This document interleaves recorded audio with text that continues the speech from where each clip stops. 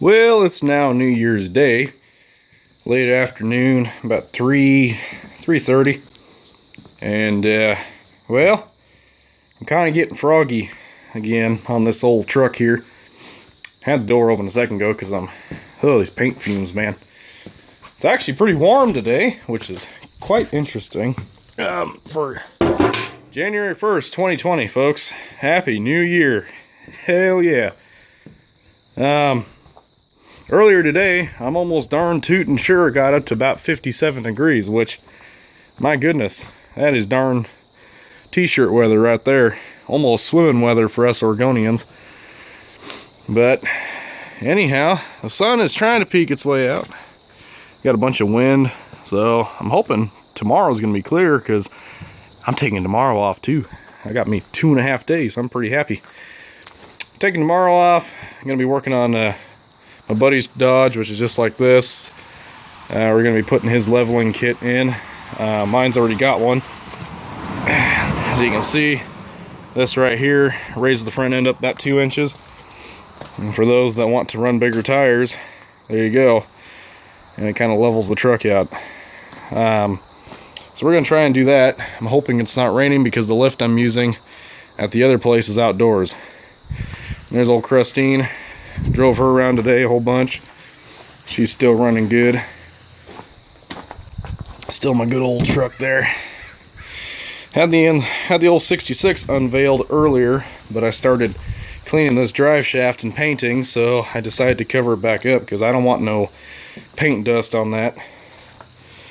There you go, guys. It's pretty shiny. I'm just using rattle can basically.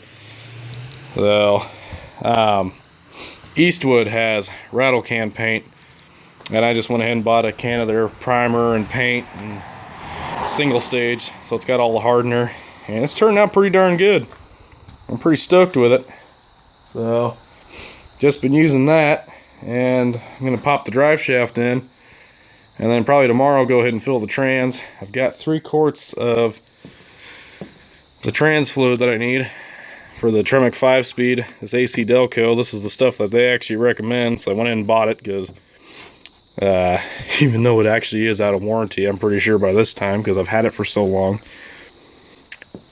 But yeah, so well, I won't babble too much and bore you.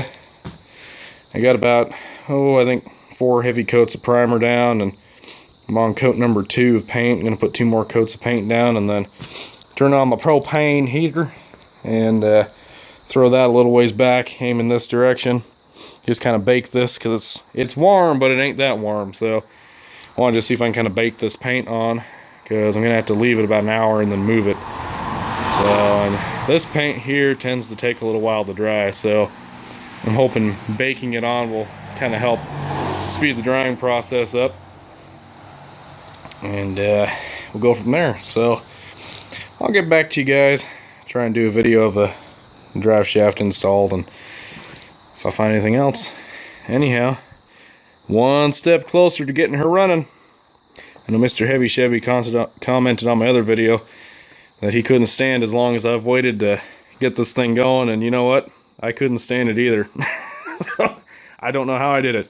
2 years, folks. It's been darn near 2 years. So, man, time flies. Alright, well, I'll quit talking and I'll start working. Here we go. Well, this escalated quickly.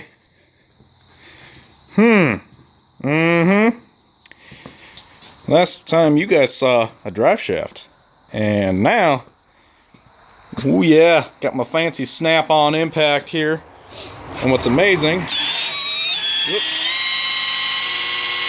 we got almost 50 pounds of oil pressure. So I primed it for probably a good minute so far. These snap-ons have a heat sensor in them, so if they get too hot they cool off, and wasn't getting that warm, but it did shut down. So anyways, letting it cool off for a second here. But I love this thing. It definitely has no problems.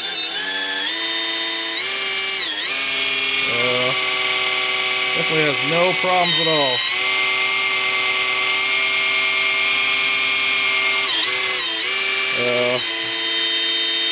problems at all. Now, yep, we're letting this thing prime up a bit. Got some coolant. I don't have the thermostat in yet. I've still got to run one more coolant line.